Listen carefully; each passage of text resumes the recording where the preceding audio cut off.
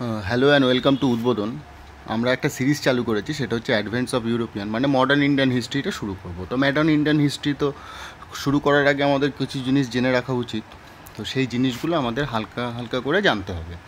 আমি ছোট ছোট ভিডিও বানাচ্ছি যাতে তোমাদের সুবিধা হয় অল্প অল্প দেখতে। কোনো বাসে চলছো বা ট্রামে চলছো তখন একবার দেখে নিলে। যদিও ট্রাম কিন্তু আমাদের রাজ্যে আর অফিসিয়ালি চলছে না, হেরিটেজ হিসেবে দুটো থাকছে। ঠিক আছে, দুটো চলবে, দুটো রুটে। তো আজকে আমরা দেখো পর্তুগিজ পড়েছি, ডেনমার্ক পড়েছি, নেদারল্যান্ড পড়েছি। তো আজকে আমরা পড়ব হচ্ছে ফ্রান্স দেশ সম্পর্কে। ঠিক আছে, ফ্রান্স,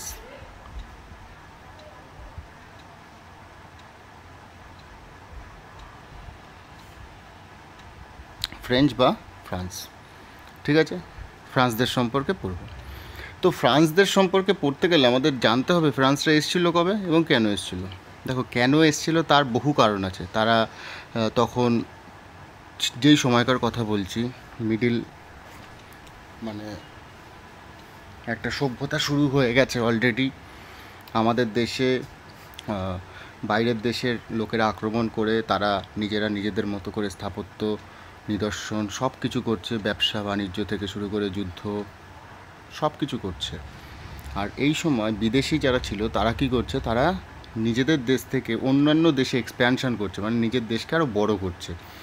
তখন হয় যুদ্ধের নীতিতে কেউ বিশ্বাসী, যুদ্ধ করে বড় করছে, না হলে কেউ ব্যবসা বাণিজ্য করে বড় করছে।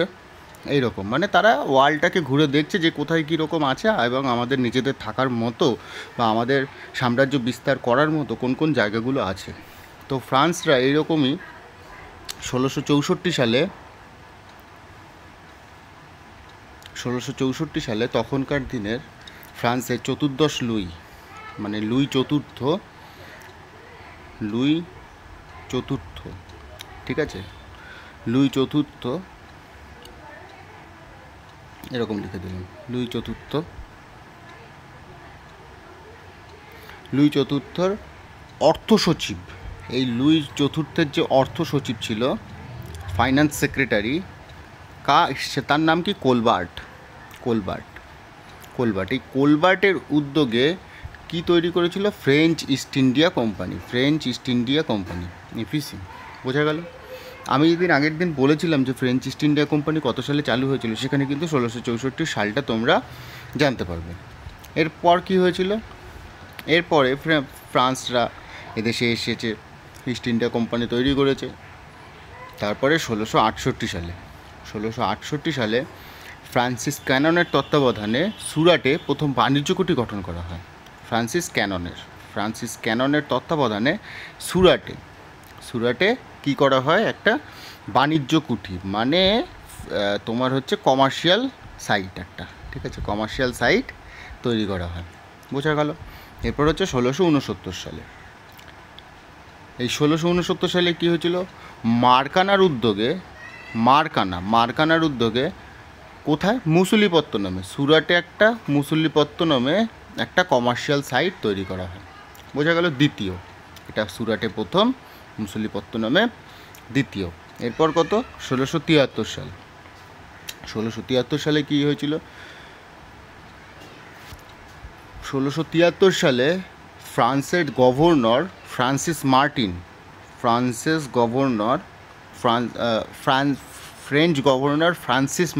হ্যাঁ, ফ্রান্সিস মার্টিন স্থানীয় যে মুসলিম রাজা ছিল বলিকণ্ঠপুরমের যে স্থানীয় রাজা ছিল তার কাছ থেকে একটা গ্রাম আদায় করে নেন এবং সেখান থেকেই গড়ে ওঠে পন্ডিচেরি, বর্তমানে তার নাম হচ্ছে পুদুচেরি। ঠিক আছে, পরেই এটা কি হয়ে যায়, এটা ফরাসিদের রাজধানী হয়ে যায়। মানে কি বললাম, ফ্রান্সের গভর্নর ফ্রান্সিস মার্টিন তখনকার দিনের, মানে স্থানীয় যে মুসলিম রাজা ছিল বলিকণ্ঠপুরমের থেকে একটা গ্রাম আদায় করেন এবং সেখানেই গড়ে ওঠে কি, পন্ডিচেরি নগর। এটাই পরে ফরাসিদের রাজধানী হয়ে যায়, আর পন্ডিচেরির বর্তমান নাম হচ্ছে পুদুচেরি। ঠিক আছে, এরপরে হচ্ছে 1690 সালে, এটা আমাদের খুব ইম্পর্ট্যান্ট। চন্দননগরে, আমাদের যে চন্দননগর, সেখানে ফরাসি উপনিবেশ তৈরি করেন কে এবং কারা, তৈরি করেছিলেন লিওনিন এবং দুমাস। লিওনিন এবং দুমাসের তত্ত্বাবধানে চন্দননগরে ফরাসি উপনিবেশ তৈরি হয়। আর এই চন্দননগরেই কী হয়েছিল 1757 সালে এই চন্দননগরেই ইংরেজরা দখল করে নিয়েছিল। বোঝা গেল? 1757 সালে এই চন্দননগরী ইংরেজরা দখল করে নিয়েছিল। আশা করি বোঝাতে পারলাম। ঠিক আছে, এরপরে 1757 হলো। এরপরে হচ্ছে 1742।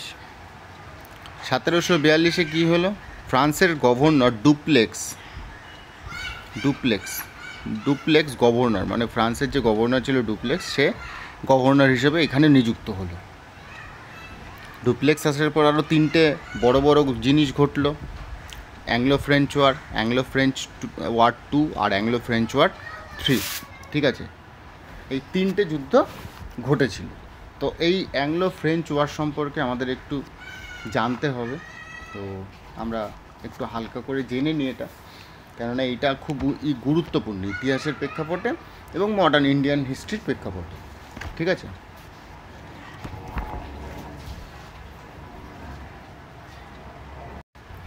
দেখো কী হয়েছিল 1740 সালে। দাঁড়াও, আমি না একটু এদিকে নিয়ে ভালো করে বুঝবে। 1740 সালে আমাদের দেশে নয় কিন্তু, অস্ট্রিয়ার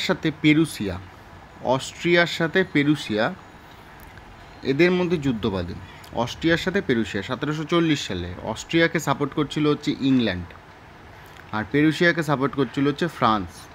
এবার ইংল্যান্ডও তখন ভারতে আছে ইংরেজরা, আর ফ্রান্সরাও তখন ভারতে আছে। এরা যেহেতু ইউরোপের কোনো একটা জায়গায় যুদ্ধ ঘটেছে, তা ইন্ডিয়াতেও এরা দুজনেই ছিল তখন মোটামুটি শক্তিশালী।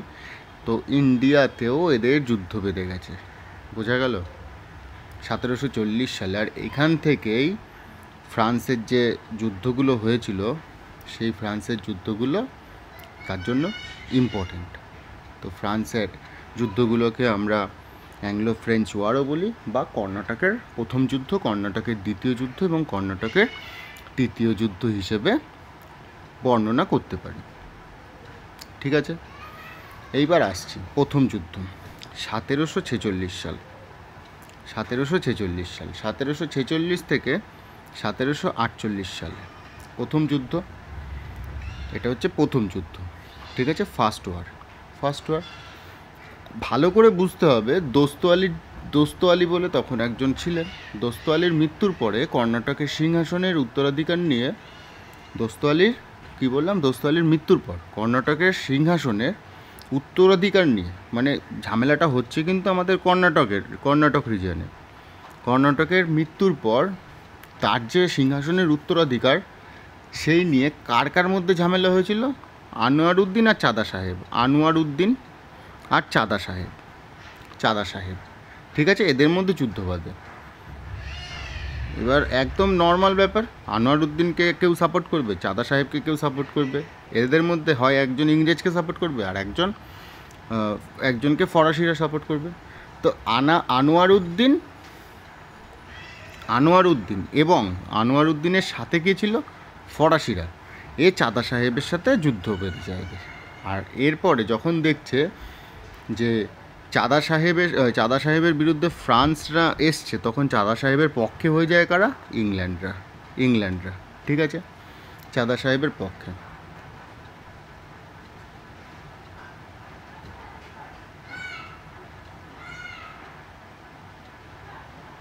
বোঝা গেল?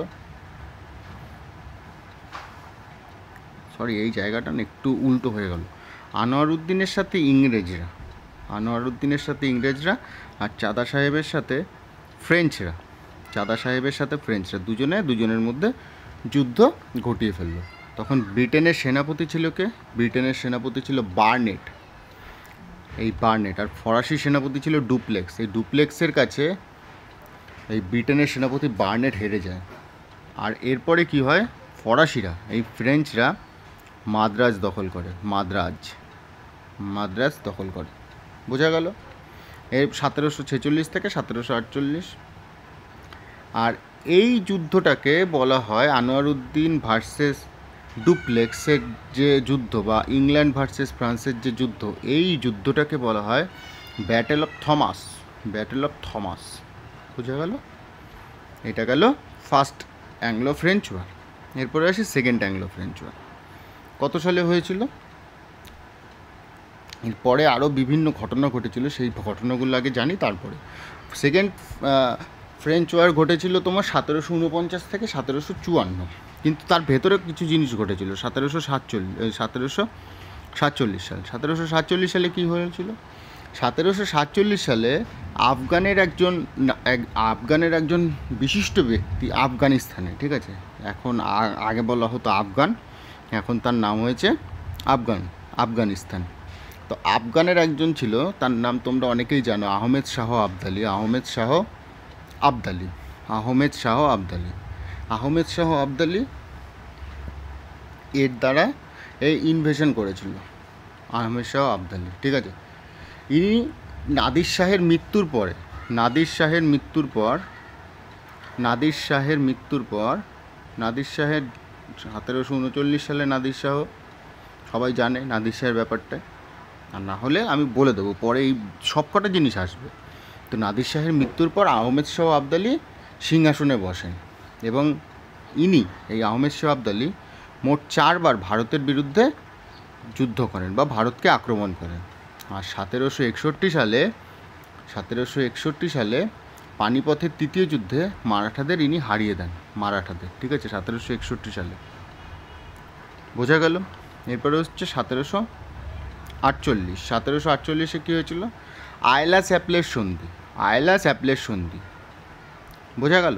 এই 1748 সালে, 1746 থেকে 48-এর যে আমাদের যুদ্ধটা হয়েছিল, তা সন্ধির একটা মাধ্যমে মানে শেষ হয়েছিল। সন্ধিতে কী বলা হয়েছিল?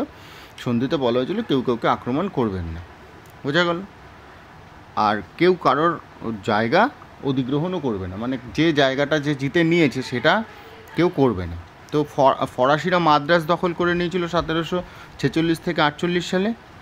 এই 1749 সালে যুদ্ধগুলো কেন হচ্ছে ভাবো, মানে আমার ধরো যুদ্ধ হওয়ার একটা জায়গা আছে, কী জায়গা আছে? আমি একটা জিনিস দখল করলাম, সেই জিনিসটা অন্য কেউ যদি দখল করে না, তখনই তো যুদ্ধটা হবে। তো ইংরেজরা কী করেছে? ওই যেই মাদ্রাজটা ফ্রেঞ্চরা মাদ্রাজ নিয়ে নিয়েছিল, সেই মাদ্রাজে 1749 সালে ইংরেজরা মাদ্রাজ দখল করে নেয়, বোঝা গেল?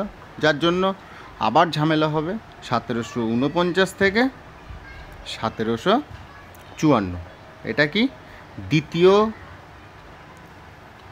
কর্ণাটক যুদ্ধ বা সেকেন্ড অ্যাংলো ফ্রেঞ্চ ওয়ার, বোঝা গেল? দ্বিতীয় কর্ণাটক যুদ্ধ বা সেকেন্ড অ্যাংলো ফ্রেঞ্চ ওয়ার। এটা কোথায় হয়েছিল? এটা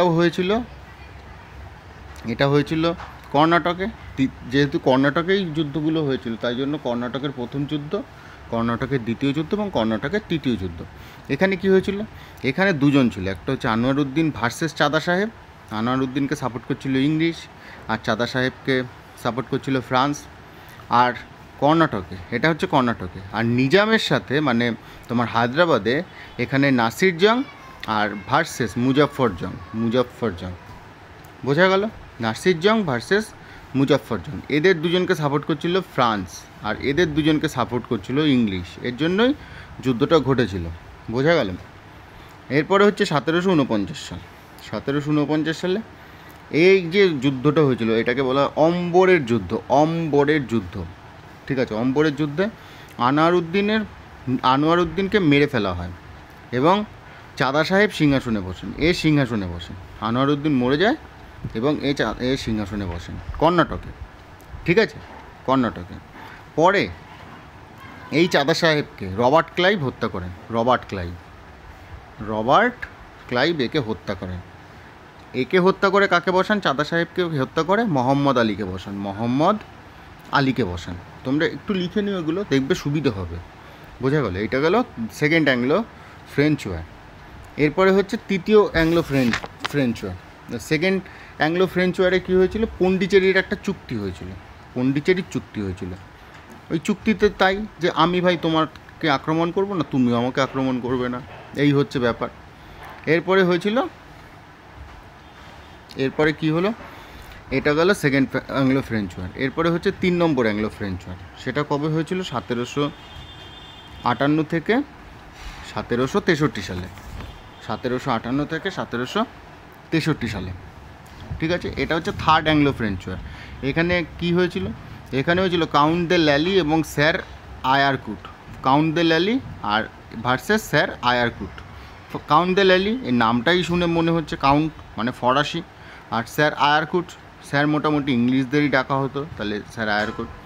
1760 সালে বন্দিবাসের যুদ্ধ হয়, বন্দিবাসের যুদ্ধ হয় 1760 সালে। আর এখানে কি হয়, ইংরেজরা জয়ী হয়ে যায় বন্দিবাসের যুদ্ধে। আর 1763 সালে কি হয়, প্যারিসের চুক্তিতে ব্রিটিশরা পন্ডিচেরি দখল করেন। প্যারিসের একটা চুক্তি হয়, প্যারিসের চুক্তি, তা সেটা কারা দখল করেন? ব্রিটিশরা সেটা দখল করে নেয়। এই হচ্ছে পুরো গল্প, ঠিক আছে। মোটামুটি ফরাসি বা ফ্রেঞ্চ আমাদের মোটামুটি এখান থেকে শেষ। তো এরপরে এই ভিডিওটা দেখো 16 মিনিটের হলো। এরপরে আমি পুরো টাইমলাইন হিসেবে তোমাদের মডার্ন ইন্ডিয়ান হিস্ট্রিতে এরপরে আসবে ব্রিটিশরা, আর তারপর থেকে পুরো টাইমলাইন হিসেবে কোন সালে কী কী হয়েছিল সেগুলো আমি জানাবো। আমি এটা মানে কি করব, আমি এটা টাইমলাইন ধরে ধরে একটা যাব কত সালে কী কী ঘটেছিল, তাতে তোমাদেরও সুবিধা হবে এই ভিডিওগুলো দেখলে যে কোন সালে কী কী ঘটেছিল, বোঝা গেল ইম্পর্ট্যান্ট জিনিসপত্রগুলো। আর তারপরে চ্যাপ্টার ওয়াইজ আমরা শুরু করব তারপরে, ঠিক আছে। আশা করি ভিডিওটা যদি ভালো লাগে তাহলে চ্যানেলটাকে সাবস্ক্রাইব করে দিও এবং বন্ধুদের সাথে একটু শেয়ার করো। ভালো থেকো সবাই।